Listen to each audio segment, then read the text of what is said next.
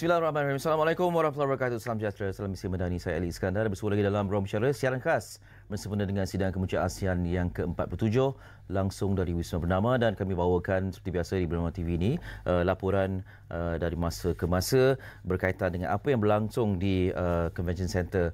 Dan sekarang ini difahamkan sedang dianjurkan majlis makan malam gala yang akan juga menyaksikan ucapan Datuk Seri Anwar Ibrahim, Perdana Menteri, yang akan kita bawakan secara lintas langsung seketika nanti. Tapi di studio kita juga ada perbincangan yang istimewa, rakan ataupun adik-beradik kita lah serumpun ini yang akan berkongsi pandangan mereka, buah fikiran mereka tentang bagaimana hubungan antara Malaysia dan Indonesia ni yang saling berusaha untuk memperkukuhkan kerjasama ekonomi ASEAN itu sendiri. Jadi saya berbesar hati tetamu di studio saya.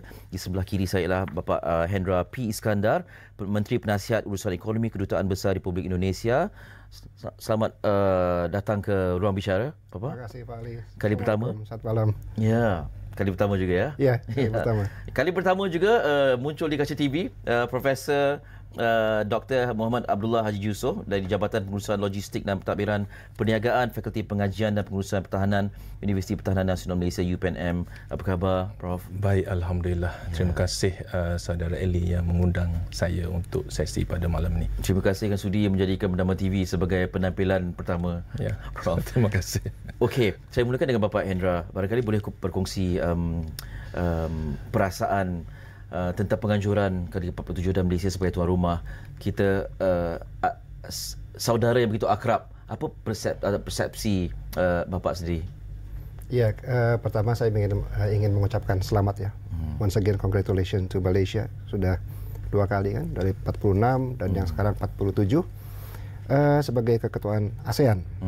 Kalau kita melihat ini kan perjalanan ya ASEAN ini perjalanan yang sangat penting ini nanti untuk menuju ASEAN Vision 2045. Ya kan, jadi apalagi tahun 2025 ini dengan kekuatan ASEAN ini kan di bawah Malaysia ini ditetapkan ya kan langkah-langkah apa yang strategic bridge untuk menunjang kepada tahun 2045. Jadi disinilah kita waktu juga di Indonesia kita merasakan tahun 2023, sekarang 2024 di Laos, lalu 2025 oleh Malaysia. Ini kalau kita lihat sangat apa ya, keterkaitannya ada, sangat jelas ya kan. Apa yang our focus apa yang mau disampaikan ini untuk sampai nanti akhirnya kepada ASEAN Vision 2045. Ya, Prof, pandangan bagi pihak Malaysia pula? Ya, terima kasih saudara Eli. Saya nampak hubungan dagang di antara Indonesia dan Malaysia ni satu hubungan yang kukuh, dan kalau kita nampak angka yang ditunjukkan, angka semasa lebih kurang dalam 100 bilion ringgit hubungan dagang di antara Malaysia dan Indonesia. Dan saya lihat dia adalah satu pencapaian yang luar biasa. Dan angka ini yang menariknya dia meningkat daripada setahun ke setahun. Dan kita nampak faktor yang mendorong ke arah kerancakan hubungan dagang ini yang pertamanya hasil daripada hubungan serumpun yang kita ada di antara Malaysia dan Indonesia. Tadi saya sembang dengan Pak Hendra, di Malaysia kita ada sate. Di Indonesia pun kita ada sate. Di Indonesia kita ada ayam penyet. Di Malaysia pun kita ada ayam penyet juga. So, keakraban hubungan ini kita terjemahkan dalam ekonomi serantau yang menjadi asas kepada pemangking untuk hubungan ekonomi di antara negara-negara ASEAN yang lain. Dan Alhamdulillah kita terima adik bongsu kita, dia melestari pada hari ini, dan kita raikan dia, dan kita cuba gembelin untuk wujudkan satu kesatuan ekonomi yang kukuh untuk kepentingan bersama, saudara Eli. Ya, Pak Hendra, Malaysia dan Indonesia antara pengasas ASEAN ni di awal, dan hubungan kita begitu lama sekali. Bagaimana melihat dinamika dari tahun ke tahun, dari sidang ke sidang sehingga ke sekarang? Apa antara cabaran dan juga peluang yang boleh kita gapai sepanjang bersama dengan ASEAN bersama-sama? Iya, kalau kita melihat ya tantangannya kan dari pertama kali ASEAN tercipta sampai dengan saat ini tentunya melewati suatu fase demi fase, ya, khususnya terakhir setelah pandemi dari COVID-19, kita melihatnya ini this is the good start. Apa yang mau kita lakukan? Sedangkan global challenges itu sekarang sudah begitu nyata kan. Apa yang mau kita lakukan? Kita selalu sampaikan tadi, kita saudara serumpun, ya kan. ASEAN memiliki ASEAN Vision 2045. Tapi melalui apa? Ya kan. Nah, ini yang kita perlu melihat kedekatan hubungan Indonesia dengan Malaysia khususnya di bidang ekonomi. Ini boleh dikatakan sangat erat.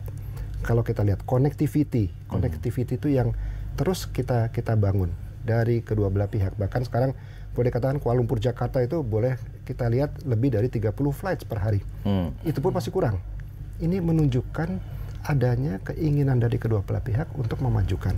Nah, pada sidang-sidang ASEAN khususnya KTT ASEAN kali ini akan kita lihat melalui framework ASEAN menjelang ASEAN Vision 2045.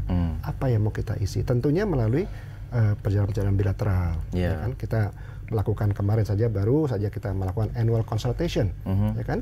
Itu antara between the two leaders. Kita melakukan lebih dalam lagi. Harus ada suatu bentuk kerjasama konkret, ya kan? Misalnya kita akan memajukan ekonomi yang bagaimana, ya kan? Kita majukan perdagangan yang bagaimana? Kita mencari di sini, tentunya di sini kita melihat apa sih peluang yang ada, ya kan? Malaysia memiliki suatu contoh saja di bidang investment, 63% keinginan Malaysia untuk investasi di Asia Tenggara itu ada di Indonesia. Ya, nah, Indonesia juga ingin mengundang foreign direct investment. Kita melihat tapi dalam bidang apa? Apa yang mau kita lakukan? Inilah yang terus kita lakukan ya, baik dalam kerangka bilateral maupun dalam kerangka ASEAN. Dalam kerangka ASEAN sendiri, Indonesia juga bersama Malaysia ada yang kita sebut dengan IMTGT, ada BIMYAGA. Skopnya lebih kecil lagi. Apa maknanya? Adalah mewujudkan suatu yang konkret, Pak. Ya kan? Itu harus ditunjukkan. Makanya kami juga di sini melakukan sebagai perwakilan dari Indonesian Embassy di sini, kita melakukan interaksi yang sangat intens. Apa yang kita lakukan? Ya kan? Dari semua, Pak.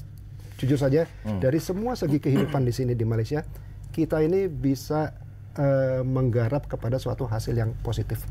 Gitu, Pak. Ini kita lagi mengupayakan, Pak, beberapa restoran Indonesia masuk ke sini ya. Tadi udah disampaikan ya, supaya nanti kerinduan akan makanan Indonesia, soto atau apa yang autentik kita hadirkan, Pak, dan vice versa, Pak, kita akan membawa beberapa restoran nasi lemak, Pak. Ya kan, nasi lemak, teh tarik juga ke Indonesia, Pak. Jadi ini, Pak, salah satu bentuk kedekatan kita yang mau kita kembangkan dalam suatu concrete measures-nya dalam bentuk apa? Ya, pada masa yang sama kita sering dengar sesekali lah perkelahian comel lah antara dua saudara ini tentang ini adalah milik Indonesia, ini adalah milik Malaysia. Bagaimana kita nak memastikan ya ada punya perbezaan di situ, pada masa yang sama kita boleh bergerak bersama-sama dari aspek ekonomi sebab kita ada persamaan dan ada keunikan dalam persamaan itu. Ya, kalau kita lihat aja, Pak, memang ya karena kita ini kan satu rumpun, Pak, khususnya yang di wilayah Melaju nih, Pak, di mana ya, di Sumatera, kan sangat dekat. Dan mungkin kalau kita lihat, Pak, ada pepatah cekcok atau sedikit keributan itu ya, itu terjadi itu kepada suatu kelompok, satu keluarga yang saling dekat, yang sudah begitu dekat. Kalau dia tidak dekat dia agak sungkan mungkin, Pak, ya. Tapi karena begitu dekat jadi kita sering terjadi mungkin misunderstanding, Pak, yang kita. Nah, sekarang bagaimana kita menanggapinya supaya itu tidak melebar menjadi suatu isu yang akan mengganggu stability ya, baik between Indonesia and Malaysia in the bilateral framework atau juga nanti mengganggu stabilitas di Asia Tenggara, Pak. Jadi yang utama, Pak, adalah Malaysia punya contoh saja, Pak, ya, Tari Zapin. Malaysia memang memiliki Tari Zapin. Ya kan? Indonesia juga punya Tari Zapin dengan beberapa persamaan dan perbedaannya. Ini yang harus how to enrich, ya kan, the diversity and differences. Ini yang mau kita kembangkan, Pak. Ya kan, ini juga berlaku di sektor ekonomi, Pak. Di sektor ekonomi juga kita lakukan ekonomi kreatif, Pak. Ya, ini yang sedang di Indonesia itu kita kembangkan ekonomi kreatif, Pak. Itu di bawah ekonomi kreatif ada 17 subsektor, Pak. Termasuk kuliner, film, musik, lagu. Mungkin Pak Ali bisa lihat berapa kali di sini satu bulan penyanyi-penyanyi Indonesia datang. Dan kalau datang Pak, tidak saja mereka yang perform Pak, kita juga join penyanyi-penyanyi Malaysia ikut juga Pak menyanyikan lagu. Kita membuat suatu joint production in movie. Ya Pak, ini untuk menunjukkan how close we are. Ya kan? Jadi janganlah gaduh-gaduh ya Pak ya. Gaduh-gaduh kecil boleh lah. Kecil lagi, tapi tidak fundamental. Walaupun pepatah sedangkan lidah lagi tergigit, apakah ini ingin pula suami isteri, boleh juga terpakai untuk hubungan antara Malaysia dan Indonesia sebab kita begitu dekat lidah dan gigi itu kan. Betul. Prof, bagaimana Prof melihat keakraban kita ni menjadi satu yang boleh dilihat oleh negara anggota ASEAN yang lain untuk bersama-sama memajukan ekonomi ASEAN, sebab kita macam kita bergerak ke mana-mana seolah-olah sentiasa berpimpin tangan. Kita mahu keakraban ini dilihat oleh negara-negara ASEAN yang lain untuk turut serta walaupun mempunyai budaya mungkin sedikit berbeza. Kan saya tertarik dengan saudara Elis, sedangkan lidah lagi tergigit. Satu perumpamaan yang sangat menarik. Sebelum saya pergi kepada persoalan pokok yang dibincangkan kita sebagai role model dalam kerangka ASEAN ni, saya nak bawa kita untuk melihat dari segi dinamisme ekonomi di antara Malaysia dan Indonesia. Kalau kita tengok dari segi sejarah, kita berkongsi struktur ekonomi yang hampir sama. Pada awalnya kita mulakan dengan ekonomi pertanian pada tahun-tahun pasca kemerdekaan. Kita nampak benda tu. Dan dia berubah kepada industri perkilangan, and then kita ditambah lagi, kita kembangkan lagi kepada ekonomi berasaskan pengetahuan yang terkini, ekonomi digital. Dan saya nampak, balik kepada soalan saudara Eli, kita nampak Malaysia dan Indonesia ini macam jadi ketua dalam membawa kepada perubahan yang berlaku. Dan pastinya saya sentiasa percaya bahawa Malaysia dan Indonesia perlu bergerak sehaluan, terutamanya dalam persekitaran sekarang ni yang sangat dinamik.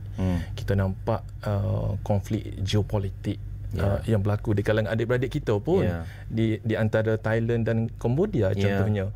Tapi kita bersyukur dengan adanya sidang kemuncak ASEAN ini, kita nampak inisiatif yang diambil oleh Perdana Menteri kita Datuk Seri Anwar Ibrahim bersama dengan Presiden Indonesia Pak Prabowo, yang bawa mereka untuk duduk satu meja, membina persetujuan bersama untuk kita selesaikan masalah. Konflik kecil-kecil itu biasa Pak Hendra tapi kita bina dia sebagai satu kekuatan kepada kita. Baik, saya suka untuk bawa contoh kita sebagai kuasa ekonomi, katalah Malaysia, Indonesia sebagai suatu kuasa ekonomi. Kalau kita bergerak secara individu, kita secara relatifnya kecil berbanding dengan gegasi ekonomi dunia yang lain. Kita ambil contoh macam Amerika Syarikat, China, Jepun, dan kesannya dari segi kuasa tawar-menawar kita tu tidak kuat. Tapi kalau kita bergerak sebagai satu kuasa ekonomi yang bersatu di bawah ASEAN, kita boleh mempunyai kuasa tawar-menawar yang kuat. Jadi tidak adalah negara-negara besar di dunia ini yang orang kata senang untuk mempermainkan kita. Jadi saya kira kesepakatan ini sangat penting untuk kita menentukan hala tuju ASEAN, dan pastinya persefahaman di antara Indonesia dan Malaysia menjadi teladan yang sangat bermakna dalam kita merangka kesatuan ekonomi ASEAN untuk kita mencapai visi ekonomi ASEAN 2045, insyaAllah. Okey. Soalan yang sama juga saya nak tanyakan kepada Pak Hendra.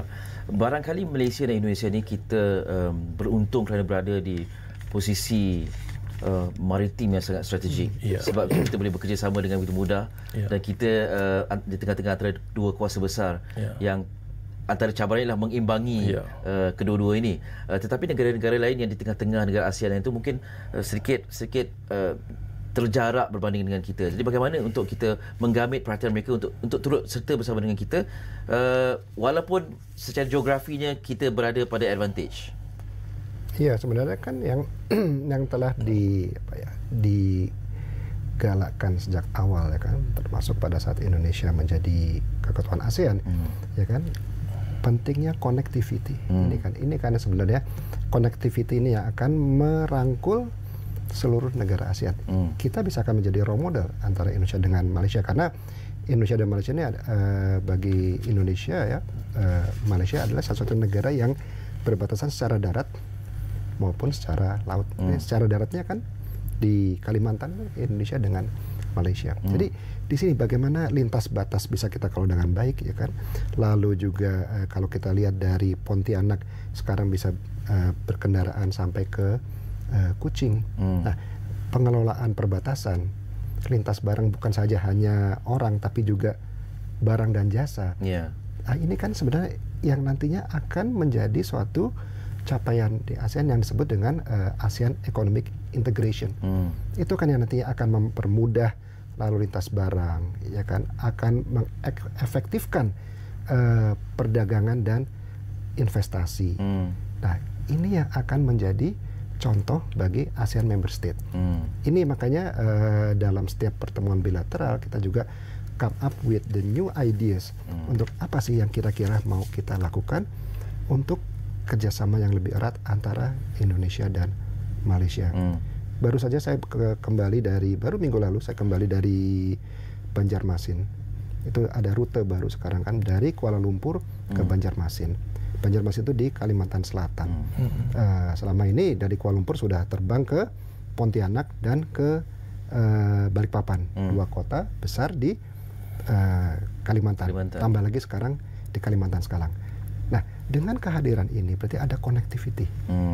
Apa yang mau kita harapkan dari connectivity? Apa sekedar hanya pesawat datang membawa pelancong atau apa lagi? Suatu kita ya di sini kita lakukan harus adanya the new initiative untuk mengedepankan the new development, ya kan, untuk menggerakkan perekonomian dari masing-masing negara. Ini Pak, jadi yang the essence yang mungkin yang awal kita bisa lakukan, seperti halnya juga kita sampaikan di dalam IMTGT, kita membangun kan bahwa bagaimana nih kota-kota, tempat-tempat yang berdekatan antara Indonesia, Malaysia dan Thailand dalam skop yang lebih kecil bisa melakukan sesuatu yang konkret yang bisa dirasakan oleh masyarakat sekitar di ketiga negara. Jadi ini Pak. Baik, Pak Hendra dan Prof, kita berehat seketika. Lepas ini banyak lagi yang ingin saya tanyakan kepada kedua-dua tetamu kita. Ruang bicara kembali lagi sebelah sini, teruskan bersama kami.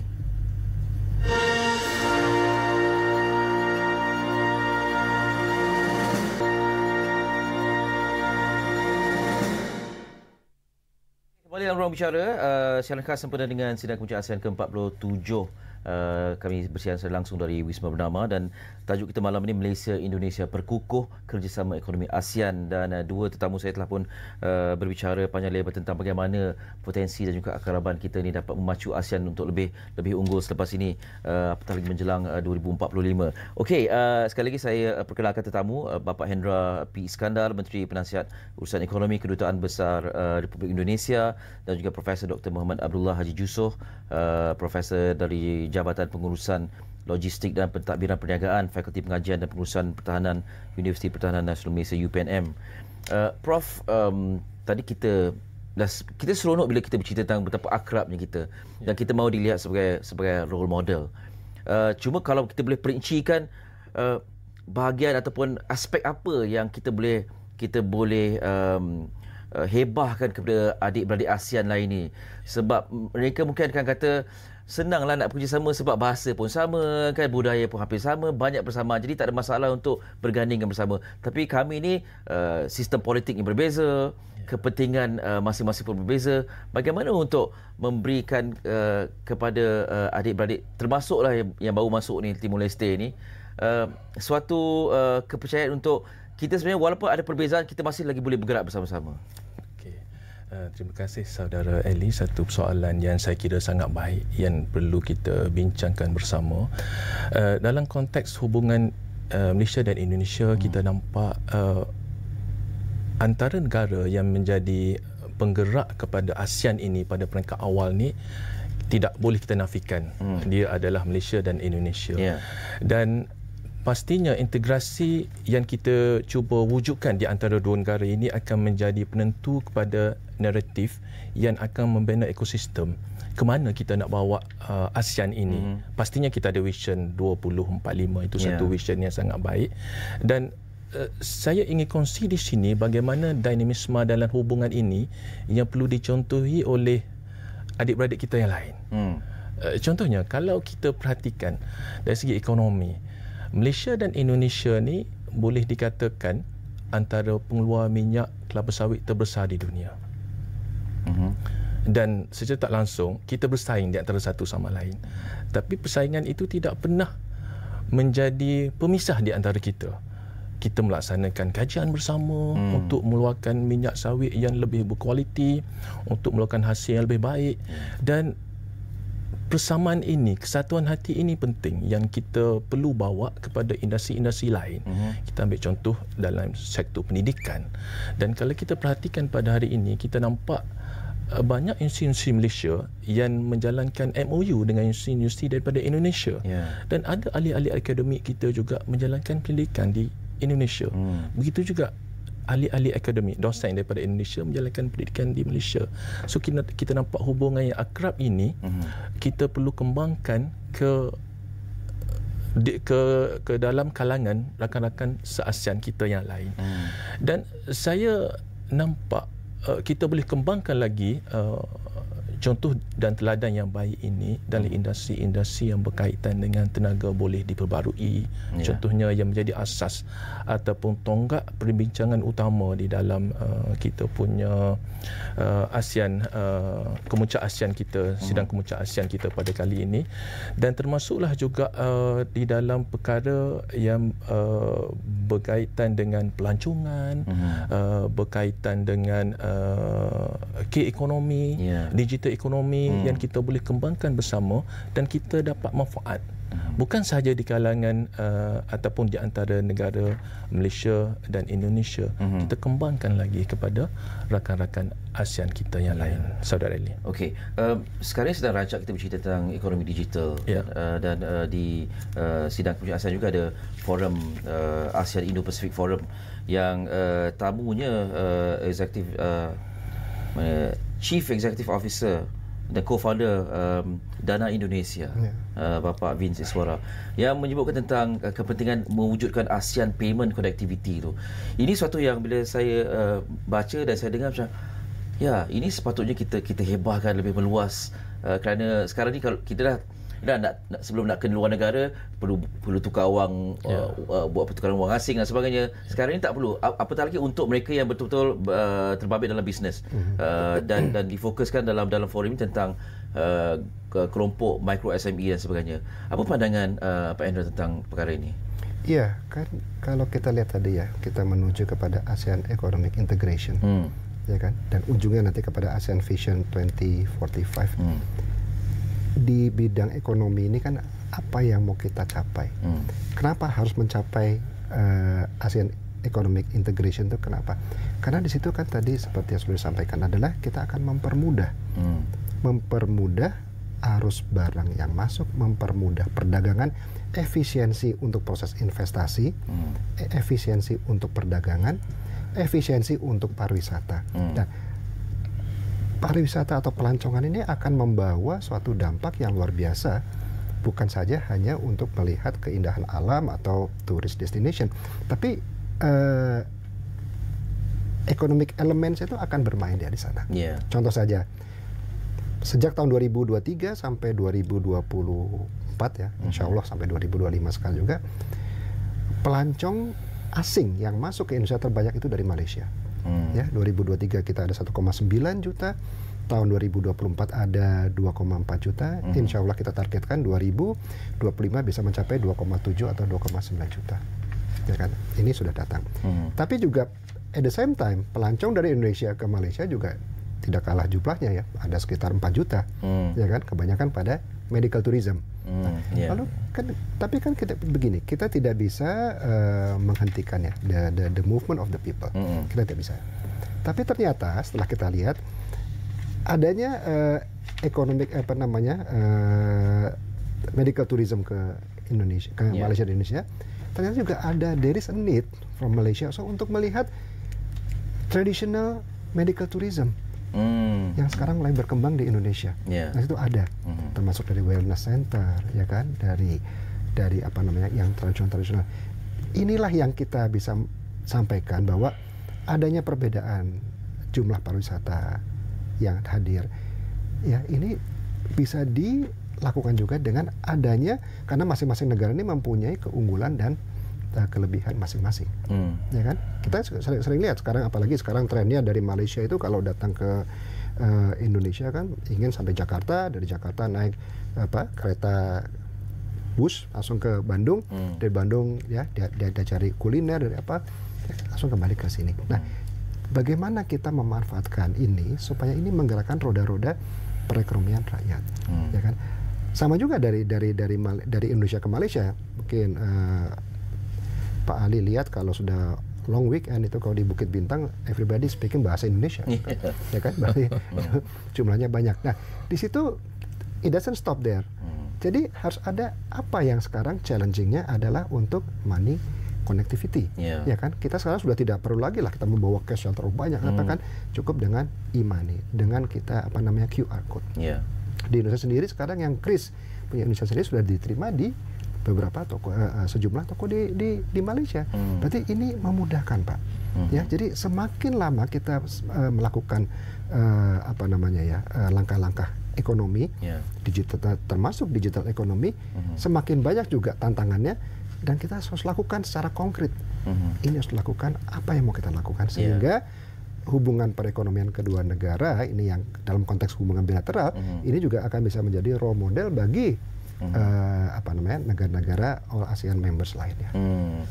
Prof, barangkali ada poin juga nak ditambah daripada apa yang Pak Hendra sebutkan. Cuma disebabkan Prof daripada Fakulti Pengajian dan Pengurusan Pertahanan, kita bercakap tentang cyber security jugalah kan, dalam aspek ekonomi digital ni. Silakan. So, terima kasih saudara Ali. Kalau kita nampak inovasi dalam ekonomi digital yang agak berkembang di Malaysia ni yang meliputi isu yang berkaitan dengan e-dagang, teknologi keuangan, keselamatan cyber dan juga isu yang berkaitan dengan kecerdasan buatan. Kita nampak isu ni tengah berkembang di Malaysia. Dan kita boleh nafikan bahawa dengan adanya digital ekonomi ini memperluaskan dari segi dasar pelaburan rentas sempadan. Saya fikir ini sangat penting yang kita perlu perhalusi. Maksudnya dengan adanya industri keuangan ini menjadikan pelaburan ataupun aktiviti ekonomi rentas sempadan itu menjadi lebih cekap, lebih berkesan dan dia akan memberi nilai tambah. Itu satu aspek. Aspek kedua yang saya ingin kongsi di sini ialah berkenaan dengan digital ekonomi ini yang berupaya untuk melahirkan industri-industri baru yang kita namakan sebagai perusahaan kecil dan sederhana. Itu adalah benda yang saya nampak yang kita boleh belajar daripada Indonesia, di mana mereka membangunkan Pak Hendra kinerja kita bagi kinerja yang sangat baik di sana. Apabila kita mengembangkan ekonomi digital dengan baik, kita berupaya untuk melahirkan usahawan-usahawan khususnya dalam industri kecil industri kecil dan sederhana, dan ini menyediakan peluang pekerjaan yang lebih terbuka lah kepada rakyat Malaysia, dan model ini kita boleh kembangkan kepada rakan-rakan ASEAN yang lain. Dan saya fikir masa depan ekonomi kita ini kita memang tidak dapat lagi daripada digital ekonomi, dan kita perlu bangunkan bersama dengan rakan ASEAN, sebab kalau kita perhatikan ada isu-isu yang berkaitan dengan keselamatan cyber yang perlu untuk kita tangani secara bersama, saudara Ali. Barangkali itu antara cabaran ataupun tentangan dalam kita mendakap aplikasi-aplikasi ataupun kemudahan-kemudahan transaksi digital ini buat masa kini lah.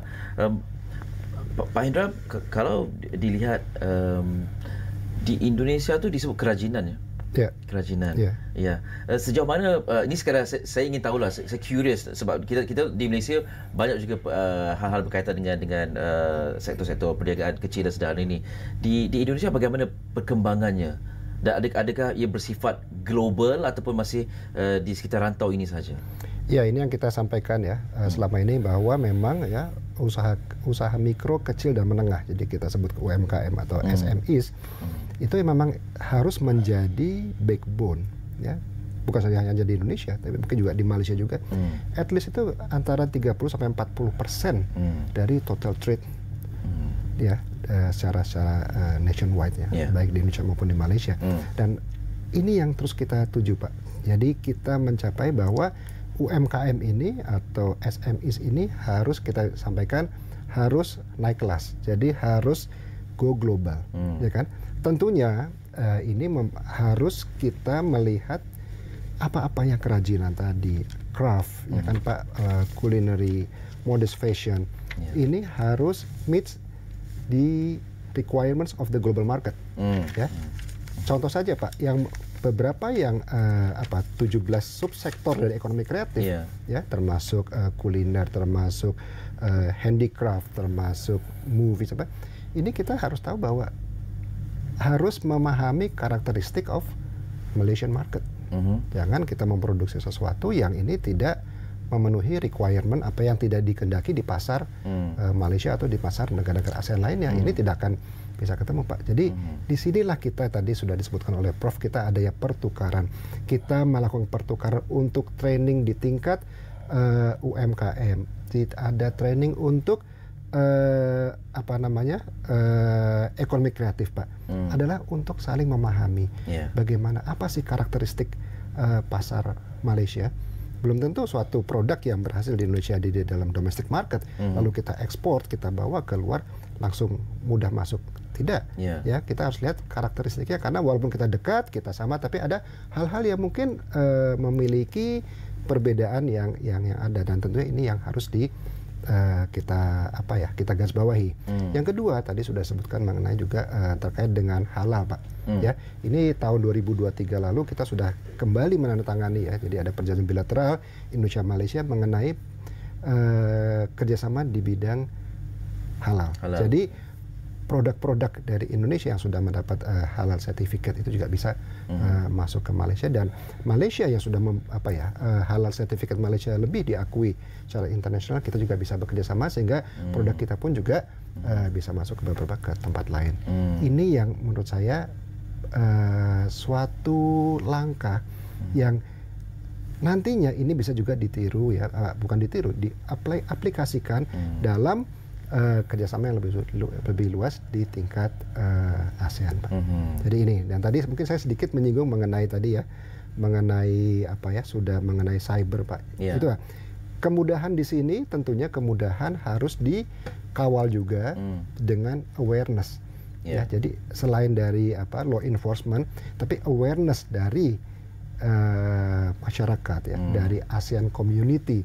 Sebenarnya itu harus paham. Jadi jangan hanya mudah, tapi bagaimana sense of awareness kita, sense of security kita untuk bisa menangkal hal-hal yang tidak diinginkan, sehingga tidak menimbulkan suatu permasalahan yang akan terjadi, yang akan mengganggu keamanan dan stabilitas di region. Mari kita cerita tentang halal. Ini juga Prof yang ungkitkan bersama-sama di luar perbincangan ruang bicara ini. Kita ala-ala Pak Hendra dah sebut. Saya nak tanya lebih lanjut lah. Ini boleh dilihat sebagai di ASEAN itu bahagian kita yang mencetuskan budaya pentingnya halalan thayyiban itu, kebersihan dan juga halal yang diyakini dan boleh dijadikan teladan untuk yang lain juga di sekitar rantau ASEAN dan di peringkat global. Cumanya kita negara Islam, majoriti Muslim.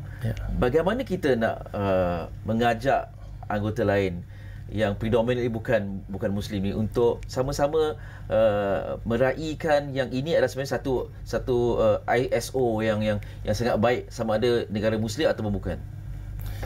Satu isu yang baik, cuma saya bawa mungkin kita boleh bincangkan dalam dua konteks. Konteks yang pertama adalah dari aspek halal yang makanan ataupun perkhidmatan yang kita tawarkan kepada pengguna. Aspek kedua yang saya fikir Malaysia dan Indonesia juga champion dalam konteks perbankan yang patuh syariah, kita pergi kepada yang pertama. Kita nampak sekarang ni kalau dari segi pensijilan halal di Malaysia ni, kita diterima oleh negara-negara lain pada peringkat global. Maksudnya cara kita menguruskan proses untuk kita bagi pensijilan halal itu diiktiraf. Dan cuma yang saya nampak pada hari ini, kaedah kita dan kaedah Indonesia itu agak ada perbezaan. Jadi kalau kita boleh wujudkan persamaan ini, saya kira dia akan memberi nilai tambah. Dia akan bagi sinergi kepada proses halal itu sendiri. Sebab pada hari ini kalau kita nampak makanan halal itu bukan diterima oleh orang Islam sahaja. Orang-orang bangsa lain pun mengiktiraf dia untuk menggunakan makanan halal dalam sijil halal, semua-semua yang berkaitan. Itu satu. Jadi kalau kita boleh bina kefahaman bersama, dia akan membentuk sinergi. Balik kepada isu yang kedua berkenaan dengan perbankan. Perbankan yang berasaskan ataupun patuh syariah. Yang mana kita tahu bahawa Malaysia antara orang kata pihak yang mendahului, yang mempromosikan perbankan patuh syariah ini. Cuma di Malaysia ni kita punya pengguna lebih kurang 30 juta. Dan perkara yang berkaitan dengan perbankan patuh syariah ini kita kembangkan kepada sahabat kita Indonesia. Yang mana Indonesia penggunanya hampir 300 juta. Jadi apabila kita gabungkan maksudnya dari segi alat-alat ataupun instrumen-instrumen yang patuh syariah ini, kita selaraskan di antara Indonesia dan Malaysia, saya percaya dia akan menjadi teladan. Menjadi teladan kepada rakan-rakan ASEAN yang lain, supaya kita boleh bina satu situasi yang sama rata, yang boleh rentas sempadan. Dan saya fikir dia akan membina kekuatan kepada kesatuan ASEAN itu sendiri, Ali. Okey, baik. Kita berehat sekali lagi, Prof. Pak Hendra. Ruang bicara berehat seketika. Jumpa lagi selepas ini.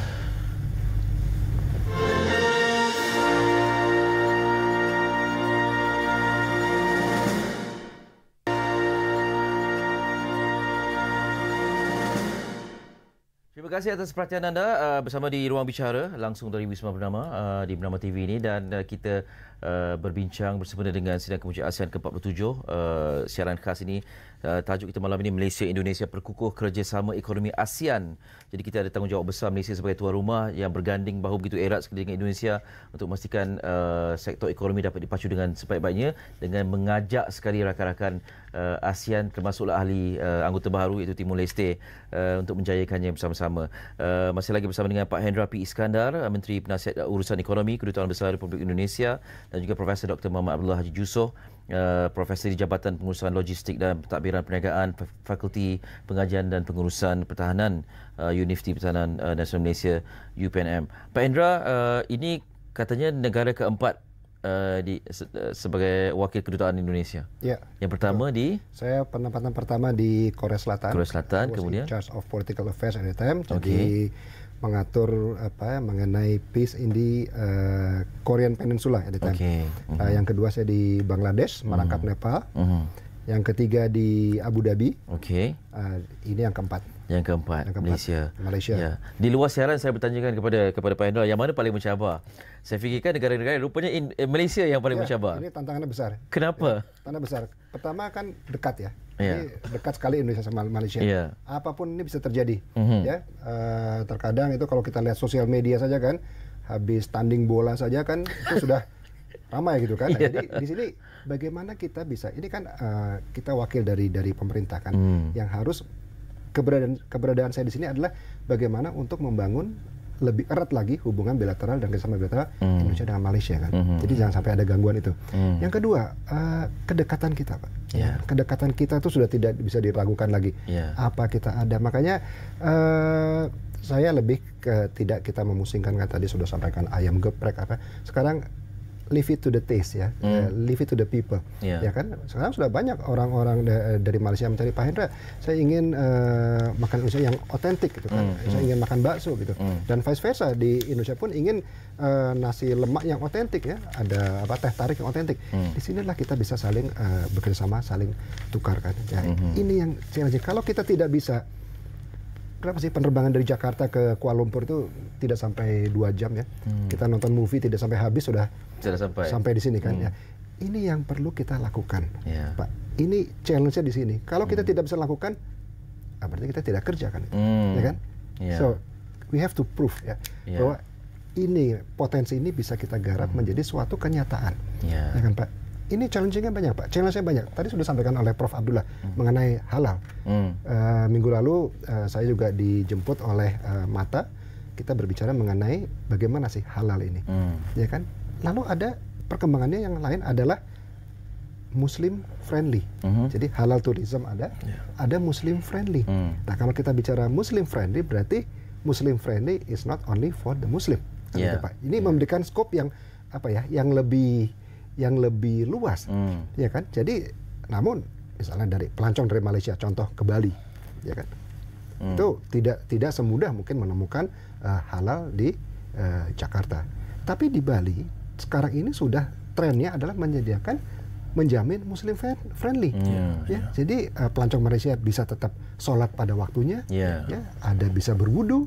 Ada makan-makan halal gitu Pak. Tapi tidak terkerja. Nah, ini jadi hal ini Pak yang kami lakukan dengan rekan-rekan di Malaysia ya, dengan tour operator, dengan airliners, dengan Indonesia.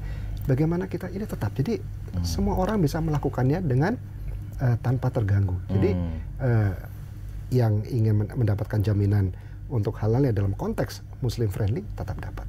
Gitu Pak. Nah, jadi kembali Pak, inilah Pak challenge-nya Pak yang ada di Kuala Lumpur ini. Jadi kita harus bagaimana sih ini kedekatan ini mau kita isi apa? Jangan sampai nanti saya berkali-kali kita bertemu dengan orang Malaysia kan, saudara kita, oh ya Pak, kita saudara serumpun Pak, ya tapi satu Malaysia impor apa dari mana, ya kan Indonesia dari mana? Apa? So, saudara serumpun, kedekatan ini should be konkret, ya kan? Apa yang membawa kemaslahatan akan membawa kebaikan bagi dua negara yang nanti akhirnya seperti tajuk kita hari ini bisa menjadi suatu role model bagi ASEAN secara regional. Saya tertarik sebab saya fikirkan kalau berada atau bertugas di negara yang adanya persamaan dan kedekatan itu kerja lebih mudah. Rupanya tidak boleh take for granted ya. Oh tidak, iya Pak. Justru di sini Pak challenge saya, ya kan? Karena apa-apa sama apa-apa ini kan, tapi apa? Kesamaan ini mau diapakan? Ya kan? Jangan sampai kita lihat oh iya, kita sudah serumpun, makan hampir sama, ini apa gitu.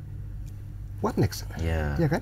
Tidak ada perkembangan situ saja. Ya, jadi kita harus kreasikan Pak. Ya kan? Nanti juga insya Allah kita di akhir bulan November kita akan adakan suatu event untuk promosi ekonomi investasi dan kuliner Indonesia Pak. Kita juga ajak Pak dari Malaysia untuk hadir. Jadi pada saat nanti misalnya ada live cooking, oke, satu dari Malaysia chefnya akan memasak nasi lemak, kita bawa dari Indonesia memasak nasi uduk. Nah, kebersamaan ini yang akan bisa kita lihat. Kadang-kadang kita rasa kalau tempat tu lebih kurang macam kita tak perlu kerja lebih. Rupanya perlu lebih kita tumpukan tempat itu. Poin yang sangat menarik daripada Pak Hendra. Okey, Prof, kita di ASEAN ni sering disebut tentang inclusivity dan juga sustainability. Ini yang sentiasa dicanangkan. Mungkin dalam kalangan kepimpinan faham gerak kerja, kerangka dan sebagainya. Bagaimana kita nak memahamkan perlunya keseimbangan ni termasuklah dalam aspek ekonomi kepada masyarakat?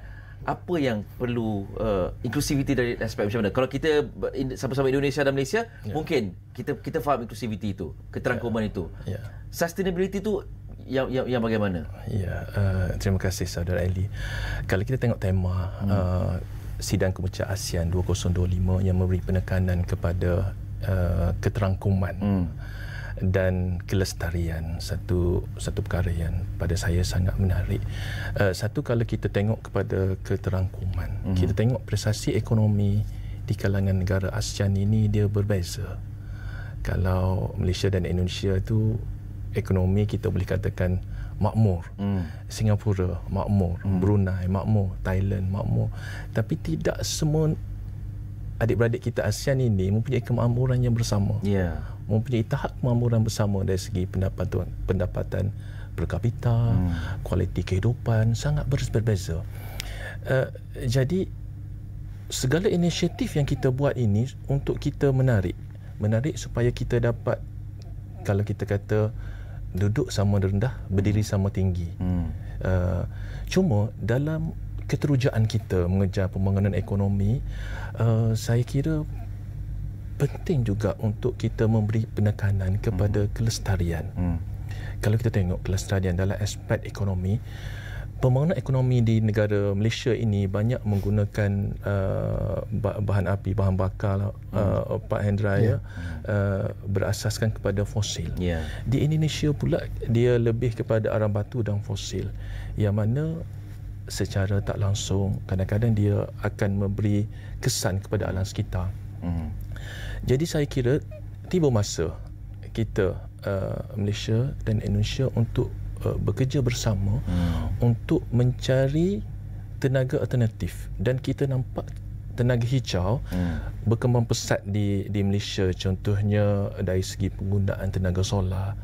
Dan sahabat kita di Indonesia, mereka agak advance dari segi geoterma dan juga dalam aspek mini hydro. Agak unik. Mungkin kita boleh bertukar pandangan untuk kita bangunkan sektor tenaga hijau ini supaya kita boleh menseimbangkan dengan pembangunan ekonomi yang kita cuba capai dalam kerangka ASEAN ini. Dan saya harap sangat kita boleh mewariskan kepada anak cucu kita, orang kata negara dari segi alam semula jadinya yang dapat mereka nikmati pada masa hadapan. Saudara Ali. Okey, baik. Kita ada 2 minit, barangkali Pak Hendra ada sedikit harapan daripada sidang kemuncak kali ini. Saya rasa seperti yang disampaikan oleh Bapak Perdana Menteri Malaysia, Datuk Seri Anwar Ibrahim kemarin dalam pembukaan itu jelas ya. Ini sebagai ujung tonggak sejarah kan untuk mengejar nanti ASEAN 2045, Pak. Jadi inilah yang perlu kita lakukan sekarang, Pak. Jadi tadi juga termasuk 3 elemen tadi, Pak. Saya setuju dengan sampaikan Prof. Abdullah. Sekarang awareness di tingkat ASEAN, bagaimana kita bisa mendeliver apa yang sudah kita putuskan di dalam sidang-sidang ASEAN lebih transparan, lebih mudah, Pak, kepada masyarakat ASEAN ini. Mungkin terkadang banyak yang berpikir, kalau sustainability, connectivity, lalu juga inclusivity itu hanya pada sektor tertentu. Tapi ini should be applied in all cases, Pak. Contoh saja, Pak, untuk pariwisata, Pak. Sekarang Indonesia sudah menerapkan itu, Pak. Jadi connectivity-nya jelas sudah ada. Sustainability, kita membangun beberapa desa-desa wisata, ya kan, tanpa harus merubah, tanpa harus menghancurkan, tapi kita ingin melihat kelestarian tadi disampaikan Prof. Abdullah. Kelestarian bagaimana mereka hidup, dan inclusivity tentunya akanlah menarik lagi kerjasama, ya kan, baik di dalam ASEAN maupun dengan ASEAN dialog partner. Kita undang bagaimana ini untuk mengadres suatu mungkin issue of environment, ya kan, mereka punya teknologi, ini yang mau kita kembangkan, gitu, Pak. Jadi ini adalah satu tonggak baru, Pak, ya kan, untuk estafet sebenarnya kan, estafet untuk menuju ke 2045. Baik. Pak Hendra, terima kasih sudi bersama kami. Prof. Abdullah, terima kasih juga. Jangan sedih untuk datang lagi kedua-duanya ke ruang bicara. Terima kasih, Pak Ali. Terima kasih. Hendra P. Iskandar, Menteri Penasihat Urusan Ekonomi Kedutaan Besar Republik Indonesia, bersama-sama dengan Profesor Dr. Muhammad Abdullah Haji Yusof, Profesor Jabatan Pengurusan Logistik dan Pentadbiran Perniagaan, Fakulti Pengajian dan Pengurusan Pertahanan, Universiti Pertahanan Nasional Malaysia, bersama dengan kita di ruang bicara. Kita berehat dahulu untuk malam ini dan akan kembali esok dengan topik berbeza berkaitan dengan ASEAN juga, insya-Allah. Saya Ali Iskandar. Jumpa lagi. Assalamualaikum. Selamat malam.